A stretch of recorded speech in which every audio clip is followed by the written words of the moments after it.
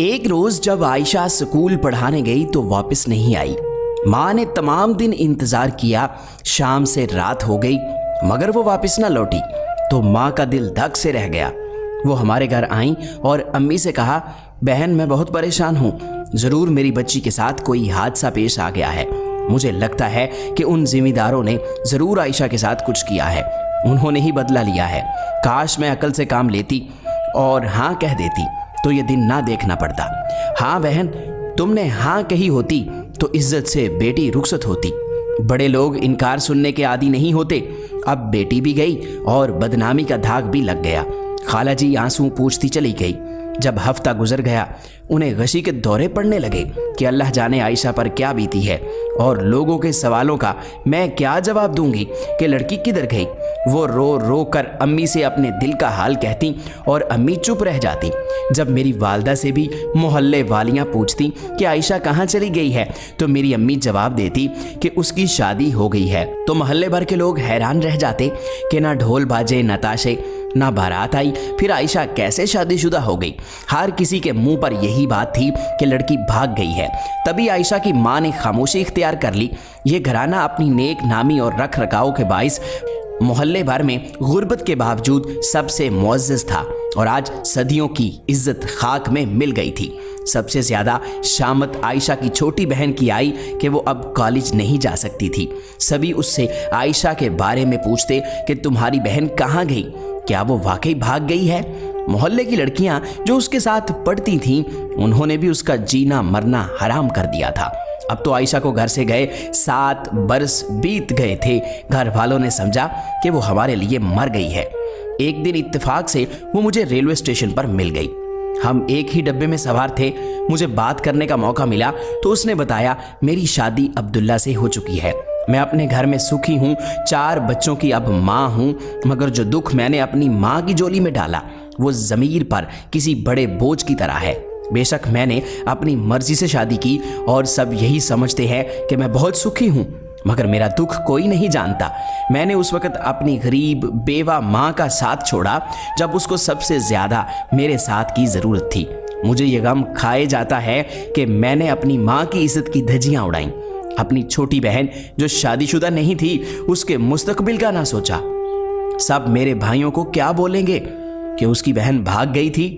میں نے اس کی کوئی پرواہ نہیں کی۔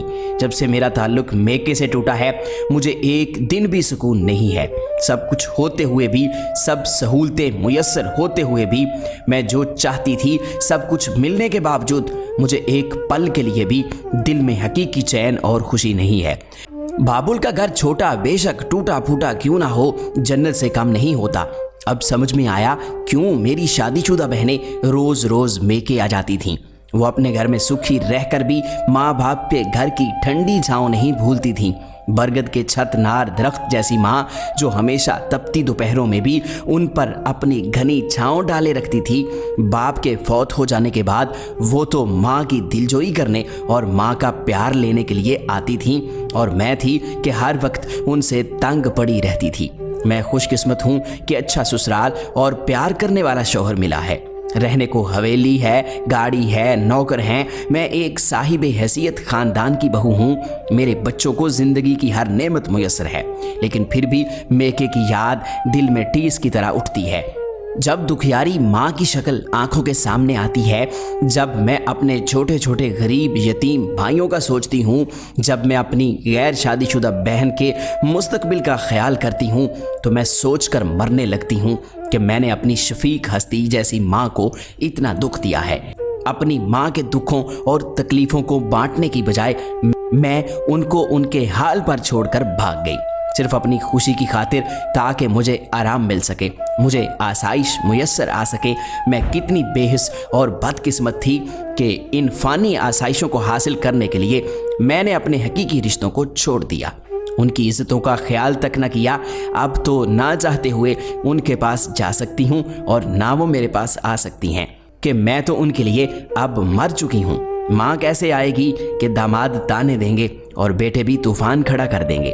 عائشہ نے میرے سے التجا کی کہ میں اس کی ماں کے گھر میں جا کر خالہ جی کو تسلی دوں کہ وہ مجھے کہنے لگی کہ میری طرف سے ماں سے معافی مانگنا، کاش میں ان کے قدموں میں سر رکھ سکتی۔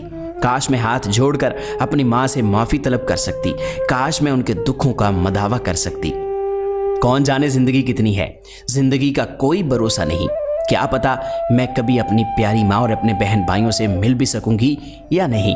بس یہی خیال دن رات مجھے پریشان رکھتا ہے۔ 6 ماہ بعد جب میں اپنے سسرال سے میکے گئی تو خالہ جی کے گھر بھی گئی۔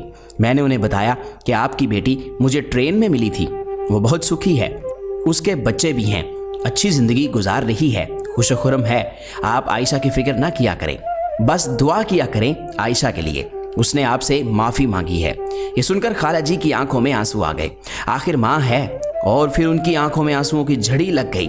کاش کہ میں رسم و رواج کو توڑ کر ان کا دکھ مٹا سکتی، کاش میرے ذریعے یہ بچھڑی ہوئی ماں بیٹی مل سکتی، لیکن میں یہ نہ کر سکتی تھی، کیونکہ میں خود علاقے کے رسم و رواج میں جکڑی ہوئی ایک بے بس عورت تھی، جس کو اپنے گھر کے مردوں کی اطاعت اور فرما برداری کی تربیت دی گئی تھی۔ میں نے اپنے شوہر سے ایک دن پوچھا کہ کیا میں عائشہ کے پاس جا سکتی ہوں، کیا میں اس سے ملاقات کسی طرح کر سکتی ہوں، کیا میں ایک بار کوشش کروں کہ کسی طرح خالہ جی اپنی بیٹی سے مل لیں؟ میرے شوہر نے بولا ہرگز نہیں۔ انہوں نے بہت سختی سے جواب دیا، جس نے اپنے عزت دار مرحوم باپ کی عزت کو مٹی میں ملایا، اور ایسا باپ جو کہ خود استاد تھا، لوگوں کے بچوں کو ہدایت کا درس دیتا رہا، اپنی اس بیوہ ماں کی حرمت و ناموس کو اپنے پیروں تلے رونت دیا ہے اور بھاگ کر اپنی مرضی سے شادی کر لی، اپنی عیش کی خاطر۔ ایسی لڑکی سے تم نام ناتا رکھنے کی بات کرتی ہو، جس کے اپنوں نے اس سے کوئی ناتا اور واسطہ نہیں رکھا، جس نے اپنے ذاتی مفاد کی خاطر پیچھے مڑ کر بھی نہیں دیکھا کہ اس کے گھر والوں پر کیا بیتے گی، جس نے کڑے اور مشکل وقت میں اپنی ماں کا ساتھ چھوڑ دیا، اپنے بہن بھائیوں کا ساتھ چھوڑ دیا۔ جب وہ ان کی نہیں رہی تو تمہارے سے کیا دوستی نبھائے گی؟ تو تم آئندہ ایسی بات کا سوچنا بھی نہیں۔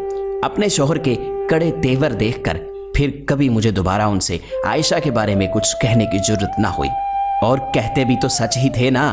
معاشرے میں ایسی بہت سی مثالیں دیکھنے کو ملتی ہیں، جب جہاں لڑکیاں یا لڑکے اپنے ذاتی مفاد کے لیے، اپنی خوشی کے لیے ماں باپ کی عزتوں کو رونتے ہوئے ان کو چھوڑ چھاڑ کر چلے جاتے ہیں، پیچھے کبھی مڑ کر بھی نہیں دیکھتے، شاید کامیاب بھی ہو جاتے ہیں، سب کچھ پا بھی لیتے ہیں، لیکن پھر بھی ان کے دل میں ہر وقت ایک کرب رہتا ہے کہ ماں باپ کا ساتھ نہ دیا۔ ان کے ہونٹوں پر تو جھوٹی مسکراہٹ ہوتی ہے، لیکن دل میں سکون اور خوشی نام کی کوئی چیز نہیں ہوتی۔ ماں باپ کی نافرمان بیٹیاں سب کچھ پا لینے کے باوجود بھی خالی دامن رہتی ہیں۔